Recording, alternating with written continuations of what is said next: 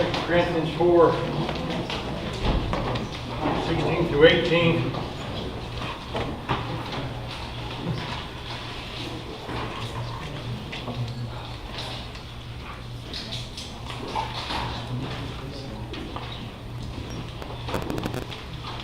We're talking about the big picture.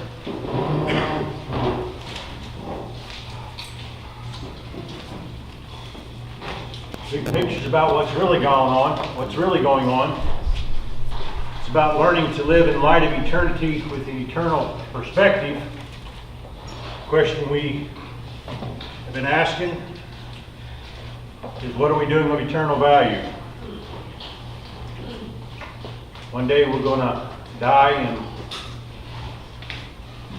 we're going to be hopefully in heaven, and we're going to have a lot of time to spend there forever and forever and forever, and there's going to be certain things that will have value up there. Certain things that we do down here are going to have no value in heaven, and there's certain things that we do down here that will have value, that will have an eternal value, that will live on and go into our heavenly bank account as an investment.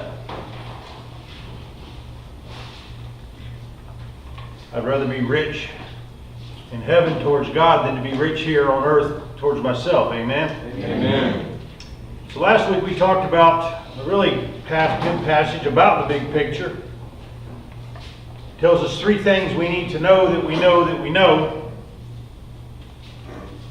Paul says in 2 Corinthians 4, verse 16, he says, therefore, or in light of everything that we've been saying prior to this, we do not lose heart. We don't get discouraged. We don't get utterly spiritless, exhausted, or weary, or get fearful, throw in the towel and quit. Though our outer man, our physical body, our external physical body, is decaying. It's wasting away. The Bible, the Amplified, refers to it as our outer man, or outer person. It says it's progressively decaying and wasting away. My physical body was made from dust, and it's going to go back to being dust. The day I was born, was the day I started dying. My physical body, which is temporal, is decaying, it's wasting away, it's getting older and older and older, but at the same time, Paul says that our inner man, or our inner person, is progressively being renewed day by day. So as my physical body gets weaker and weaker and wastes and breaks down and returns back to its original condition, at the same time there's another dynamic going on where my inner person, some refer to it as the hidden person of the heart. It's our soul, our mind, our will, and our emotions. It's the seat of our affections. It's where we live our God life. It's the home of the Holy Spirit. That inner man, or that spirit, that internal, is our character. And it's permanent.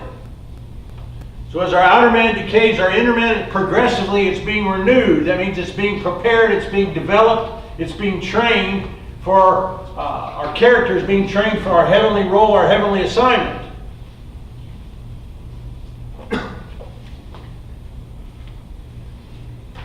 For momentary, verse 17 says, momentary light afflictions are producing for us an eternal weight of glory far beyond all comparison. The Amplified says our momentary light afflictions are ever more and more abundantly preparing, producing, and achieving for us an everlasting or eternal weight of glory that is beyond all measure, excessively surpassing all comparisons and all calculations, and it's going to be a vast and transcendent glory, a blessedness that will never cease, that will go on forever and forever and forever. So Paul talks about why we don't lose heart, why we don't get discouraged. Our outer man is breaking down physically. We are also subject to this world that is corrupt and evil. We have to deal with that. And then we also have another dynamic. God is trying to produce in us an eternal weight of glory, a greater character. And it's producing for us, working to our advantage. It's developing and preparing us so we can have a better eternity. The word producing is producing an eternal weight of glory. That means the word weight is the word for heaviness. It refers to producing value or significance, or actually it's the word for authority. So God, the tests and the trials that we're going through are not just the world. Except God is also, for those of us that are Christians, God is using our trials and our tests to produce for us, to work on our behalf, to our advantage. There are opportunities for us to develop and grow in our character, so that our character will have a greater weight, have a greater authority, a greater clout. It will have a greater credibility in heaven.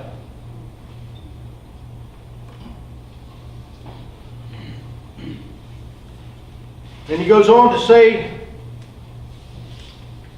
in verse 17, for while we look or focus or gaze upon intently, not at the things that we see, but on the things that are unseen, for the things which are seen are temporal, but the things that aren't seen are eternal. The Amplified says, we consider or look not or gaze upon the things that we can't see, on the things that we see physically in front of us, but we have to shift our focus to the unseen reality. There's a whole other unseen reality. There's another dynamic going on. Yes, we've got this world, my physical body's breaking down. Yes, I have to deal with people and my own stuff and trials and tests. But at the same time, we need to realize that God is producing an eternal weight of glory. God is working in my life, using these things to help me gain a better eternity, a better place in heaven, a greater level of character.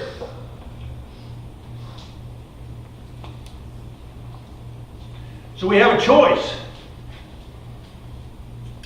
on how we see these things. God is about developing proven character in our life.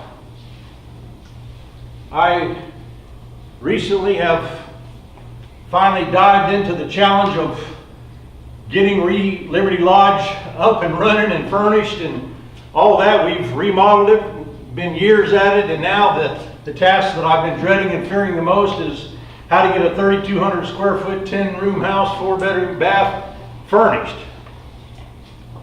With basically no experience and no real gifting whatsoever to be an interior decorator.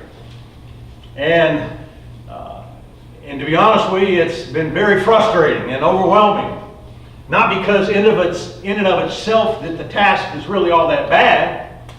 Someone that's gifted and all that can take it and knock it out. But for me to come in to do it and have to work with all different kinds of people with all kinds of different opinions, having to set aside what my real call is, to teach and to preach and to work with people and to do what I need to do, man, it's blocking my goals.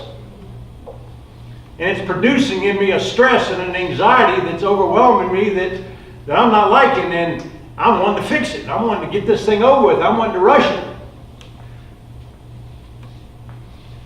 And God is slowing me down and trying to get me to realize that, hey, it is what it is. You are the person. You're going to have to be the one to make the decisions. You're going to have to make it happen. And it's not something you're going to get through tomorrow or the next day. You're going to have to just take it one day at a time and do what you got to do. And if you'll look at this, you can see this whole season of your life right now as an opportunity to grow in areas that you're not good at. It's actually an opportunity for me to produce in me an eternal weight of glory that will help me take advantage of it, that will give me a greater reward in heaven. I could easily shove it off and give it to somebody else and not do it. But if I did all that, then I would miss an opportunity for me to grow. It's not comfortable. I don't like it, man. As far as I'm concerned, I'll put 7 mattresses in there and 7 pillows and sheets and a bar of soap and a towel. And I'm good to go, you know. And but you know what? I'm starting to learn to realize that I don't like this. It doesn't feel good, but I can either fight it or I can join it. I can embrace it and jump in there and say, okay, Lord, I'm not going to ask you to deliver me out of this thing because it's an opportunity and I don't want to miss what you've got for me. You've chosen me to do it. It's me. But I pray more so now that I can come alongside you and position myself and allow you to use this as an opportunity to develop me and to train me with a great opportunity to produce a character that will go on and live in heaven. What's going on over there right now is not about a house so much. It is, but in another dynamic, there's a process that's giving me an opportunity to develop character. Amen. And when that's done, it's going to be something else. And when that's done, it's going to be something else. And when that's done, it's going to be something else. God is forever trying to build proven character in our life. It is what it is. It's no different than what we go through. And so I've got a choice. I can embrace this opportunity and say, okay, Lord, I don't like it, it doesn't feel good, but I'm going to put on my seatbelt, it's going to jump in this thing, and I'm going to allow you to lead me through this and develop me and to refine me and develop what we call proven character in my life and see it as an opportunity. So every trial and test that we go through, Paul says, don't lose heart. Don't get discouraged. Your physical body's breaking down, but your inner man, your character, is being prepared and developed for a greater eternity. And these tests and trials that you're going through are just momentaries. That house over there is a momentary. It may take 8 months for me to finally get that thing up, but when it's done, it's going to be done. Then I'll be able to stand outside and go, look what the Lord has done. Amen. And I might even be able to look and say, man, I glorified the Lord. I represented Him well. And I hung in there. I did what He wanted me to do. And then God can stamp me and approve me and say, well done, good and faithful servant. You did a good job. There's an account up in heaven, a bank account, and you made a huge deposit in that, and it's going to be waiting for you. Okay? And this is what He says. So these momentary, they're producing for us opportunities for a greater eternal reward. So we have to focus not on the things that we see going around, but we have to focus on the unseen, jump in there, get on the same page, and cooperate with God so that we can take advantage of these opportunities and not miss opportunities. How many times do we miss so many opportunities and tests in our life because we just say, we misinterpret them. We think it's somebody else or it's just a bad day or a bad deal, but how many know there's no strange coincidences for those of us that are children of God? Nothing happens to us or gets to us. It doesn't first have to go through God's in-basket. God has to review it, and He makes a decision. He may say, the devil may come in there and say, I want to get at Dave Cox, and I want to sift him, and I want to throw him up and down. I see an area of his life, and God still has to make a decision on whether the enemy is allowed to come and do what he wants to do. It may be the enemy, but it's because God allowed the enemy to come at me for my own good, to produce an eternal way of glory. So these things are going to happen. And I've got a choice. There's no strange coincidence. So if it is what it is, then it's an opportunity for me to grow. It's an opportunity for me to glorify God. So the best thing I can do is put on my seatbelt and say, Lord, how can I allow this to bring glory to your name? Amen. How can this season, this thing, how can I work with you? Instead of fight you and run from it and blame everybody else and pass it on to somebody else and try to scoot it off. No, let's jump in here. Let's jump in the fire. Let me glorify you, and then let your glory be imparted to me, and let it produce in me an eternal way of glory at the same time. So you see how important it is that we recognize our tests. God's tests are pass or fail. You just either retake them, and you keep retaking them until you pass them. That's all there is to it. So we have a choice, don't we? Yeah. So tonight we're going to talk about proven character.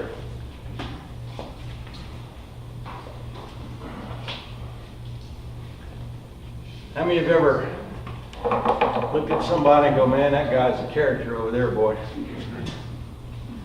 kind of shifty, shady. He's a real character, that old Ernest T. Bass. Y'all remember him? That Dennis the Menace, boy, he's a real character, that Dennis the Menace. Tonight we want to talk about proven character. We've all been characters, but we've never really had true proven character. Character that is what we call of a high quality, of excellence, it's based in integrity. So turn with me to Romans 5. This is part of last week's message that we never got to. The unfolding saga of the big picture.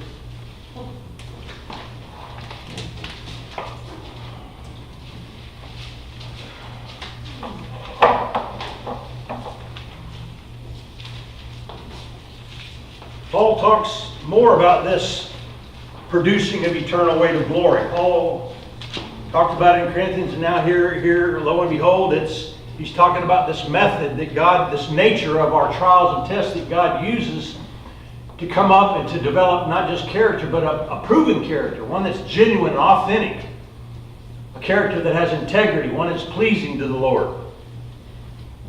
Paul says, therefore, in verse 1, having been justified by faith, a better way to read that is because we've been justified by faith. The word justified means to be declared in right standing with God just as though we never sinned. We know that we've been justified. God has declared us in right standing with Him just as though we've never sinned. And because we've been justified and declared in right standing, there's a certain benefits package that comes as a result of being a born-again Christian. It's a natural byproduct. It's not something we earned. It's just part of the benefits package. So he says, because we've been justified by faith, we have peace with God. Isn't that good to know? Through whom we have obtained introduction by faith into this great grace in which we stand, and we exult. That word exult means to triumph or to glory in. We talked about this word on Sunday. It means to revel. It means to boast or to brag. To take great pleasure or delight in something. So Paul says not only are we going through trials and tests, but we're exulting in them. We're boasting in them. We're reveling in them. We're triumphing. We're being victorious in these trials. I'm not the tail, I'm the head. I'm pushing through these things. I'm going deeper. I'm not going different. I'm not asking God to deliver me. I'm asking God to develop me. I'm on the same page with Him. I want to get the biggest eternal weight of glory, the greatest heavenly reward I can ever have. And I know it's all based on how much character I have and what level of character I have. So God is about developing proven character. So not only this, but we exalt and triumph in our tribulations, our tests and our trials, knowing, being confident or persuaded that these tribulations, these things that I'm going through, bring about perseverance. The Bible says we have need of endurance and perseverance so that we can receive our full reward. This is why we have to stay in our test. Don't run from your trial. Don't bail yourself out. Don't deliver yourself.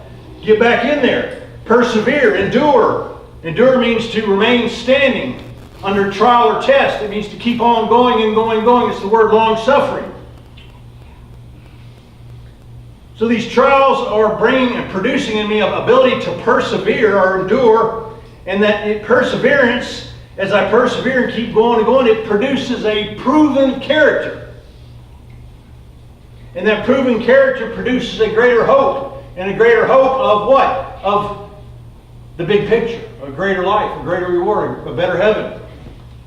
The Amplified says endurance or fortitude develops maturity of character that is approved faith and is tried integrity.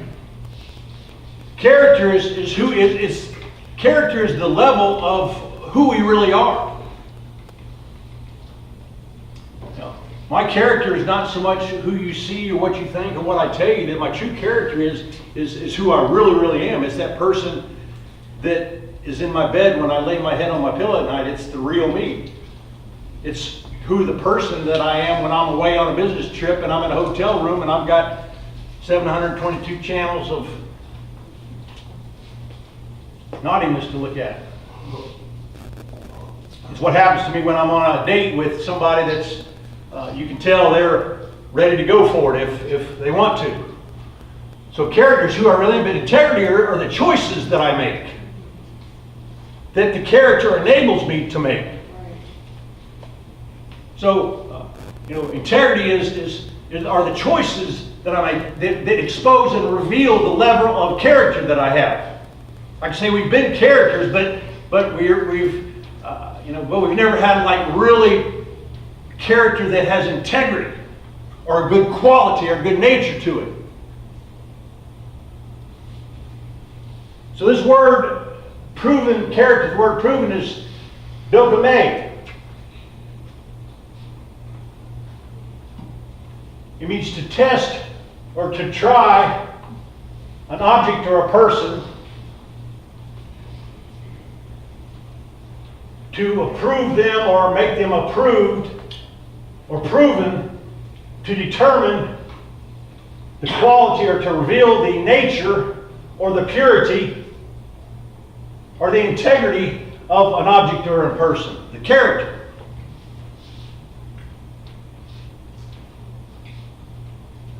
Gold. They talk about gold that is the way they determine gold. They put it through a process of, it's called a purifying process. You find a big chunk of gold in Africa or whatever, and they sell it by the weight or whatever, and then that gold needs to be tested and tried to determine the level of quality of that gold. Gold is mixed with impurities and other alloys, other metals, precious metals. It has the potential, once those things are limited completely, then it becomes pure gold. But it's undetermined. It's the jury's still out. You don't know the real quality or the level of it until it's gone through a test or a trial or a season where it becomes approved and it becomes stamped as to being genuine or authentic, or as to the level or the quality of that gold. So they'll take gold and they'll put it in a huge boiling hot pot, and the refiner who's in charge of this process allows the dross to come up, or the unnecessary, the unwanted mixed up alloys and the metals that are not any good or whatever, and he'll skim it off. He'll look at it, and then he'll put it in the pot and heat it up again, and he'll skim some more off. And they say it's amazing how long this process goes over and over and over and over and over. They think it's about done. He says, no, let's squeeze every bit of defect. Let's squeeze every bit of unnecessary alloy, anything that's mixed or tainted that would corrupt the purity or the level or the quality of this gold. So they go and go and go until they see no more dross. And the way the guy knows that it's pure gold pretty much is he can look at it, and it's so pure on top that he can actually see the reflection of his face. And then after it's been tested and tried, then they're able to stamp it and approve it as to the quality of it. It may only be, the full potential of it may only be, say, 10 karat gold. And then the next one may be 12 karat, I guess. Do they have that? And then 14 karat, or maybe 20 karat, or then maybe 24 karat. 24 karat is almost pure gold. And then it's stamped. When they build it into a brick, it's turned over and they put a stamp on it that declares 14 karat gold. If you look at most gold, it's stamped on there, 10 karat or 12 karat if it's, for the most part. And it's determined. Now Malachi 3, 2 through 3, talks about God and how He is does the same thing with us. Malachi 3:2-3, it's the last book of the Bible prior to Matthew. Page 864. But who can endure? Who can persevere? Who can hang in there when God tests and tries you? Who can handle when God shows up to test and to try you? Who can deal with it when God is out to develop proven character? What you going to do? And who can stand it when He appears, when He shows up to test you? For He is like a refiner's fire and like fuller's soap. He will sit as a smelter and a purifier of silver, and He will purify the sons of Levi and refine them like gold and silver, so that they may present the Lord the offerings, so that they may develop proven character. Not just character, but the goal that God has is to refine us over and over and over, to put us in test after test after test, to expose and to reveal and to bring out all those things that don't look like Jesus, all those character defects, all those impurities, all those areas of our lives that are hindering us, so that the goal is to work us over and over and over so that there's nothing left, so that when the world looks at us, they see the reflection of Jesus. So as I sit before my refiner's fire and I let Him change me and behold me from glory to glory to glory, we're going to talk about this Sunday in church, as He changes me more and more as I behold Him with an unveiled face. He's working out all these things in me, producing an eternal weight of glory, a doxa from glory to glory to glory. He's changed me so that when He's done with me, He'll be able to present me before the throne room as a spotless, pure bride, blameless, perfect, uncontaminated, uncorrupted, and untamed. In the meantime, hopefully the world is beginning to see Jesus' reflection in me. So, here we are with our level of character. I got a lot of character defects, don't I? Unresolved, unnecessary things that don't look like Jesus. Bad character that I've worked all my life building into strongholds, building character, anger and resentment and judgments and all that stuff. This is why God brings us into a program, into recovery, to purify and to drive out all these different things. And so God will purposely send these fires, and He will take me in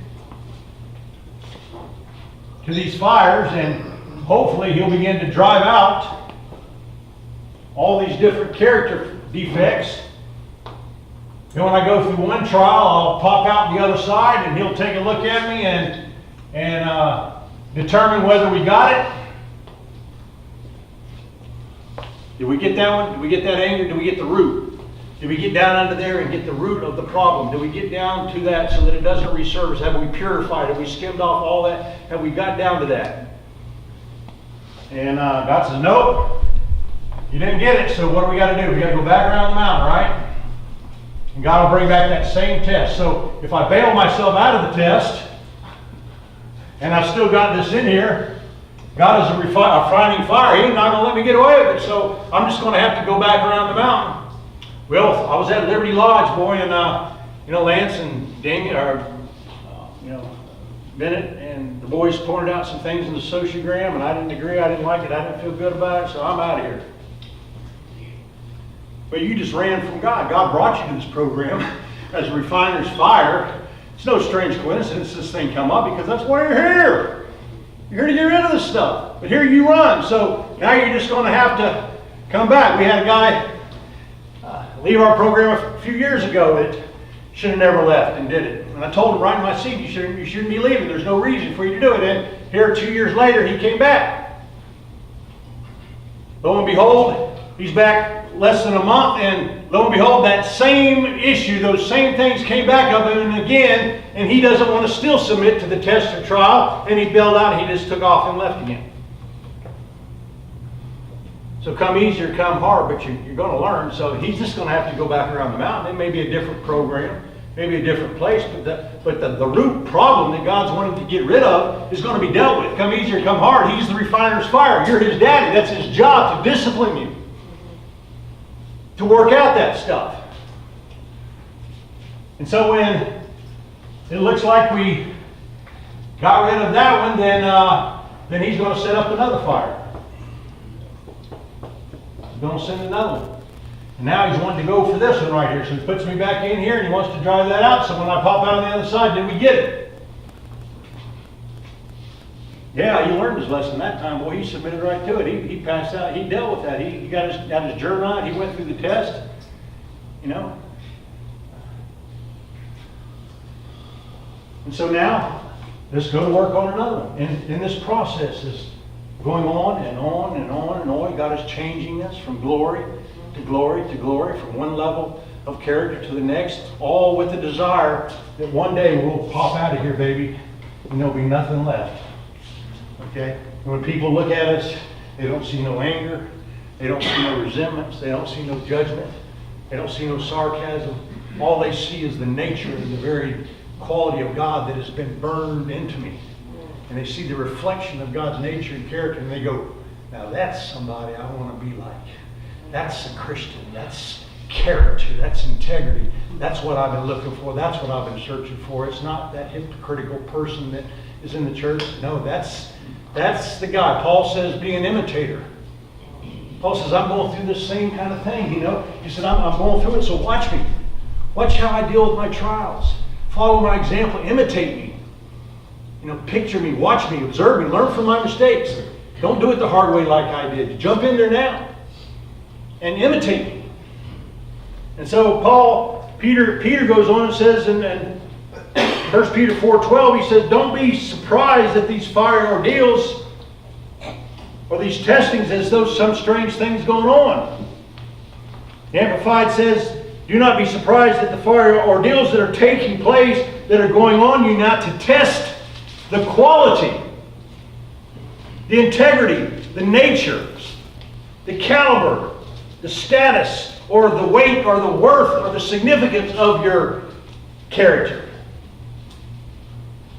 So God's saying right here, when you find yourself in a trial or a test, don't freak out or get, and don't run from it, don't bail out. Just step in there and say, okay, God, what is it you're trying to teach me? What can I learn? What's the root of the problem? I get my journal out. I go after this thing. I don't want to repeat this test. I'm tired of going around the mountain.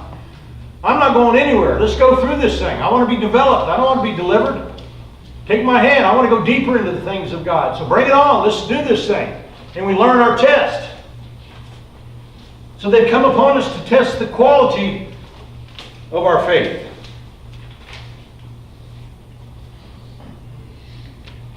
Now turn to 1 Corinthians 3:10 through 15.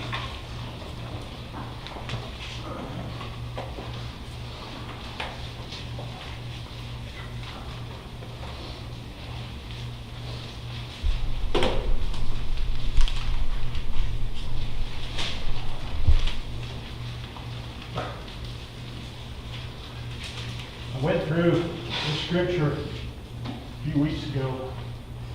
I kind of blew by it, but this is way too important not to cover thoroughly. Matter of fact, when I was reading my gems from the Greek, this very scripture was on my next reading. Imagine that.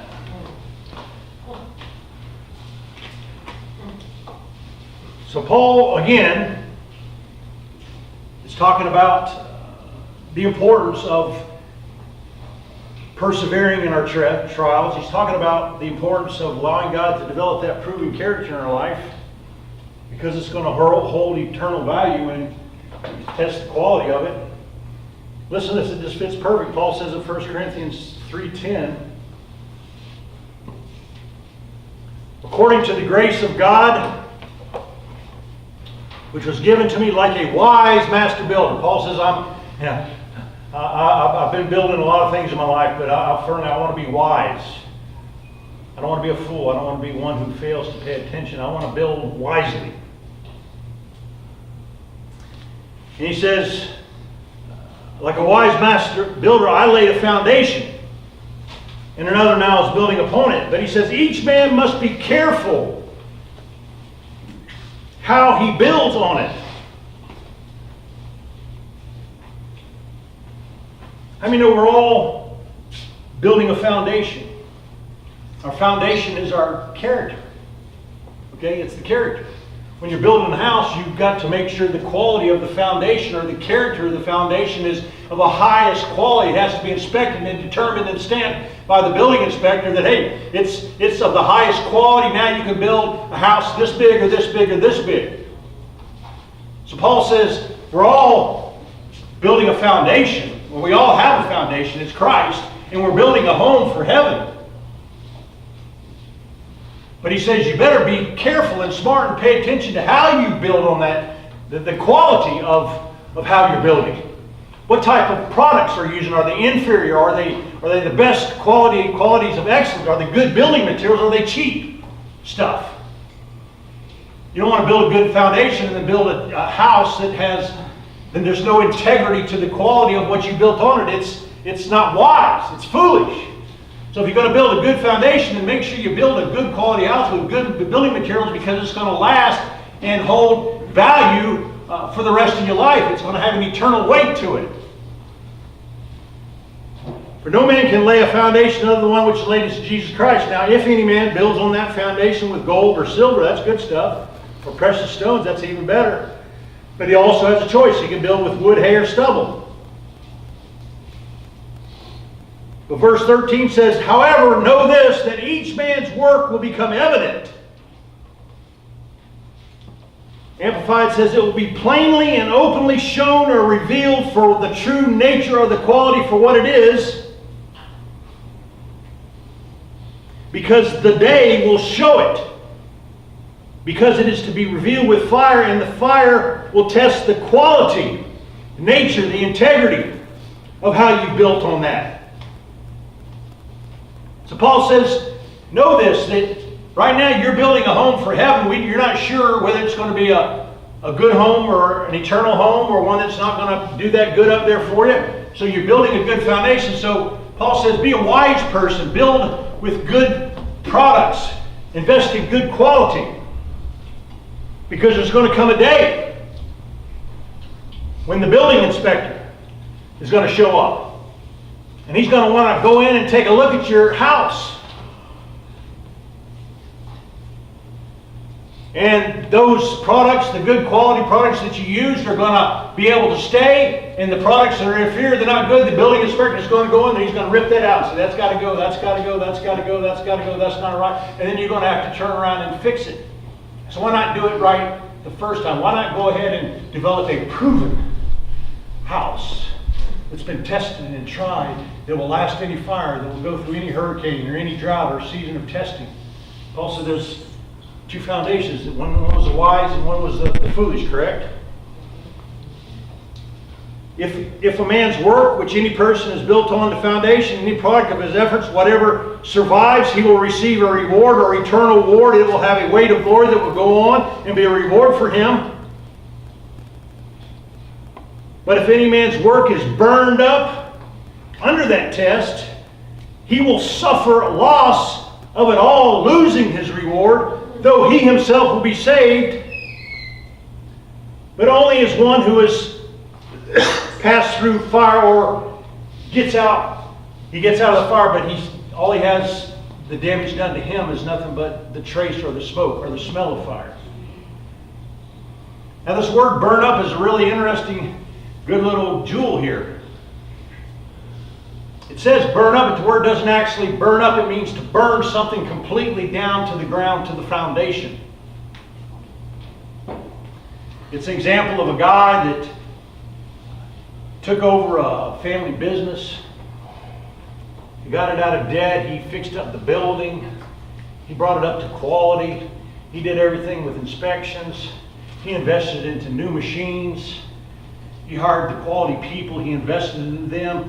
He put his whole entire life, say everything that he's worked for his entire life was tied up and invested into that building. One day he's in the middle of it, a little fire breaks out, and then now there's an explosion, and the whole thing bursts into flames. There's no chance to salvage or to get anything out. And it's so serious and so dangerous that he has barely enough time to get out. So he gets out of the fire and he runs to the phone. He calls the fire department. And by the time they get there, when he turns, he finds out that this fire has burned everything to the ground.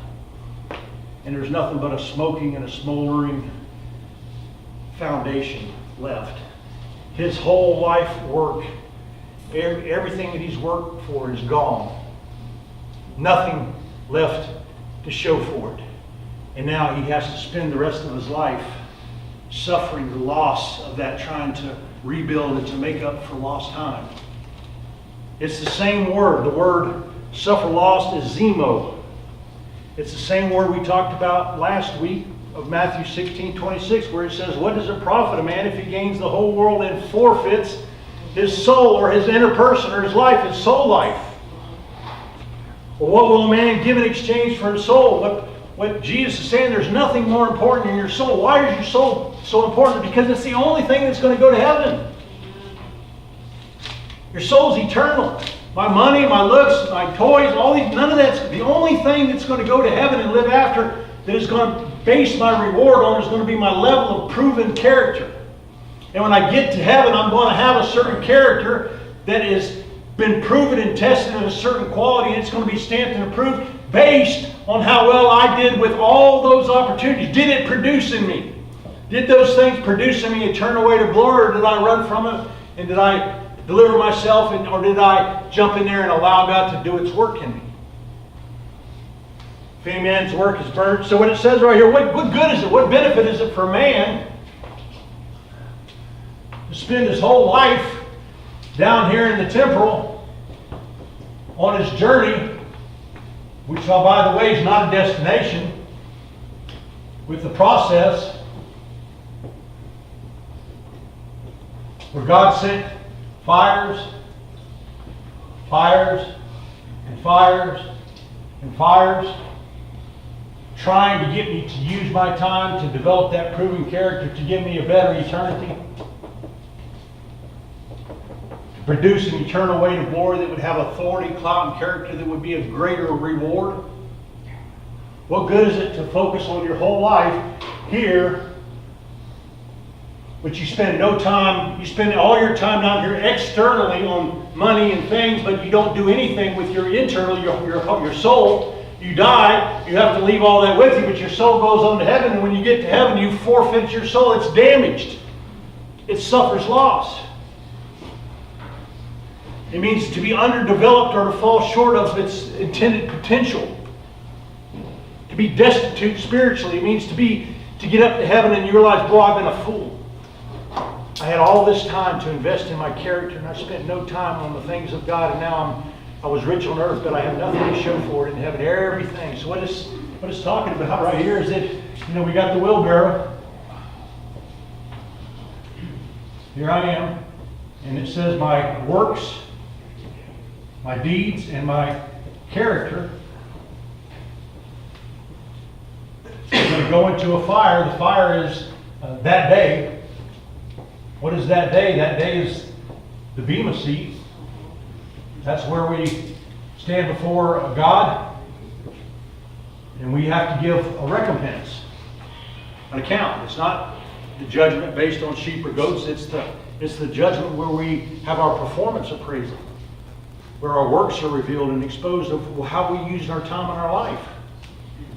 And it says that there's going to be people that were fools.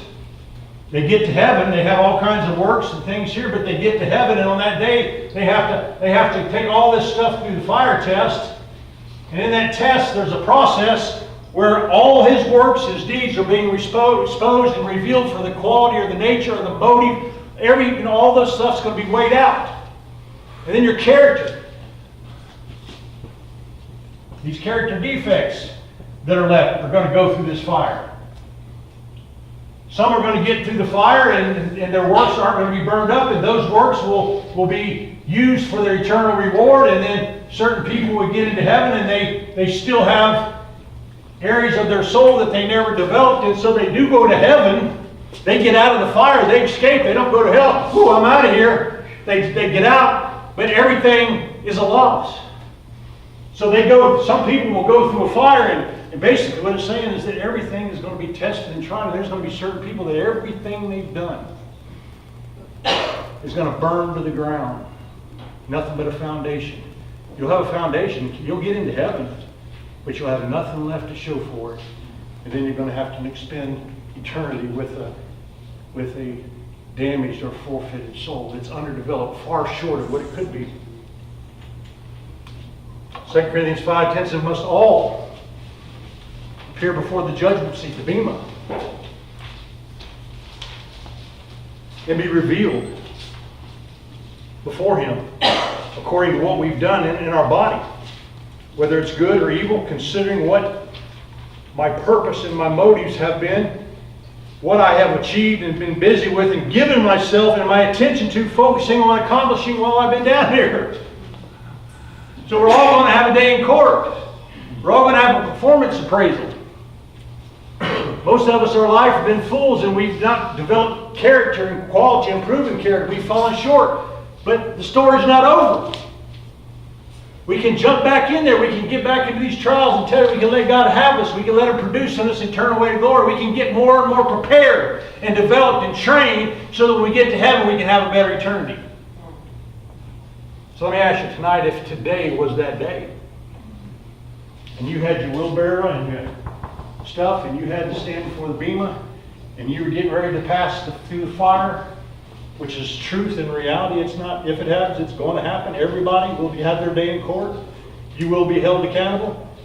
If today was a day, what are you going to look like? What are you going to have left to show? What are you going to have to show for eternity of what you did down here? It's not going to be your money. Well, I had money, I had gold, I had degrees, I had good looks. Not interested in that.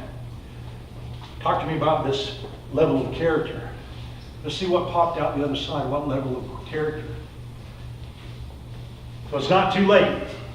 So if you died tonight and you had your performance, how would you weigh out? How much weight or clout would you have with your character if you were in heaven today? Amen? Amen. All right. Lord, we just love you. We praise you. Appreciate you. Work this message into our soul and develop us and prepare us, and let us next time to recognize these opportunities that come before us, and let us not miss them. By great grace, let them produce in us an eternal weight of glory, Lord. In Jesus' name, amen. Amen.